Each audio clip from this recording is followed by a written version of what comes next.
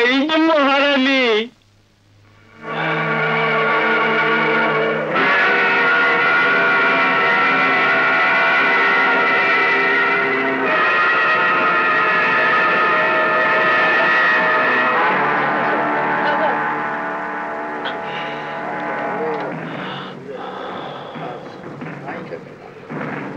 আরে শালা, এ তো দেহে আসলেই রানী।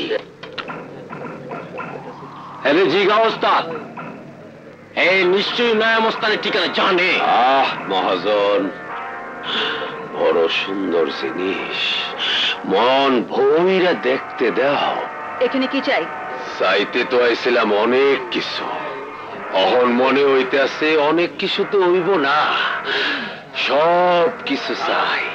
আমার বাজে আলাপের সময় নেই, ঘরে রোগী আছে। রোগী? হ্যাঁ, ওর মা হইব, দিন রাত বুড়ি বেড়াইমা থাকে। আহা, বুড়ির কি কিসমত, অমন সুন্দর জিনিসের সেবা যত্ন পাইতে আছে। তা আমার একটু সেবা যত্ন দরকার। অনেক বড় একটা মানুষ তোমার নাম সুপারিশ করছে, জননেতা আসফ খান। আমার দলে কাম করণের লেগা আমি তোমারে পছন্দ করলাম। আমি অপছন্দ করলাম, ওইসব বাজে কাজের ধান্দা আমি ছেড়ে দিয়েছি। যে কথাটা কইলা না, ওইটা আর কেউ কইলে এতক্ষণে জিব্বাটা আমার হাতে থাকতো। এই কামাল্লা মাস্তানের মুখের কথাই হুকুম, শুধু তুমি বইলা হুকুম মুলতবি রাখলাম 7 দিন। এর মধ্যে আমার আখড়ায় গিয়া কামে যোগ না দিলে জবরদস্তি উঠায় নিয়ে যাবো। ওস্তাদ, আমার কামের কি হইল? চুপ! ওইসব পরে হইব। আর হ্যাঁ, এই রানী এখন রানীর মতোই এইখানে থাকবো, কেউ যেন ঝামেলা না করে। আমার কথাটা মনে রাখো, 7 দিন।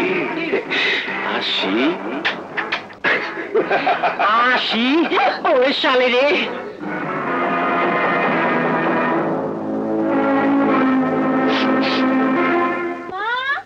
মা, এই যে মা, ধরো এই ওষুধগুলো, ধরো তো, ওকে ঠিক মতো খাওয়াতে হবে।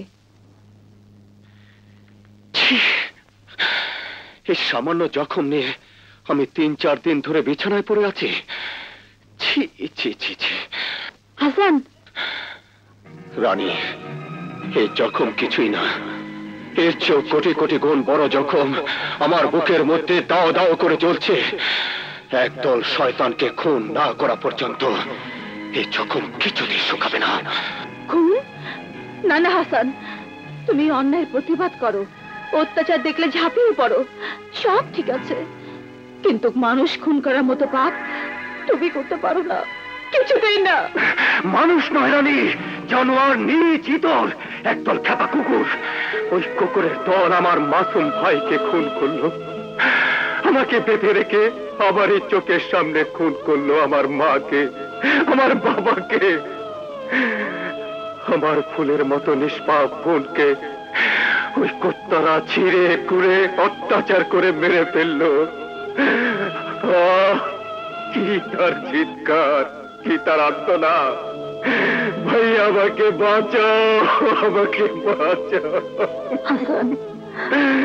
বলো রানী, বলো, সেই কুত্তাদের বেঁচে খুন করা কি অপরাধ? আমি জানতাম না হাসান, আমি জানতাম না এত বড় ব্যথা বুকে নিয়ে তুমি ঘুরে বেড়াচ্ছ, আমি জানতাম না। আমাকে আমাকে তোমার সাথে নাও হাসান, হয়তো তোমার আমার পথ একই। না রানী, তুমি যা করছো, আমি যা করছি তা পেটের দায় নয় হাসান। আমিও এক স্মাগলার, খনি গুন্ডাকে খুঁজতে এই স্মাগলিং এর পেশা বেছে নিয়েছি। রানী? হ্যাঁ হাসান, সেই খুনি স্মাগলার আর কেউ নয়, আমারই বাপ। বাপ নয়, সে এক জীবন্ত পাপ। আমার 6 বছর বয়সের সময় এক রাতে